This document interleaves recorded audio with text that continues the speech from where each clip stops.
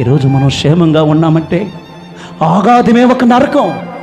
ఆ నరకానికి పడిపోకుండా, ఆ నరకంలో పడిపోకుండా మనందరినీ కాపాడింది ఎవరో తెలుసా? కాపురుగా ఉంటున్న, శిలువలో వేలాడుతున్న యేసు క్రీస్తు ప్రభువు వారు. నీ కొరకు రక్తముద్దమైపోయాడు, నీ కొరకు చీలుగా అయిపోయాడు, నీ కోసం కొట్టబడ్డాడు, మొత్తపడ్డాడు, రక్తం కార్చాడు. నువ్వు కోసం, నా కోసం ప్రాణం పెట్టిన దేవుడు ఈ భూలోకంలో ఒకే ఒక దేవుడు. నేను ప్రకటిస్తున్న యేసు క్రీస్తు ప్రభువు. ఆయన అగాధములో నువ్వు పడకుండా, అగాధములో నువ్వు చిక్కుకోకుండా, ఆ నరకములో నిన్ను పన్నీయకుండా ఆయన అడ్డుపడ్డాడండి.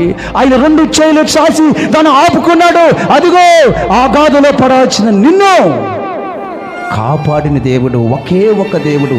నేను ఈరోజు ప్రకటిస్తున్న యేసుక్రీస్తు ప్రభువు వారు.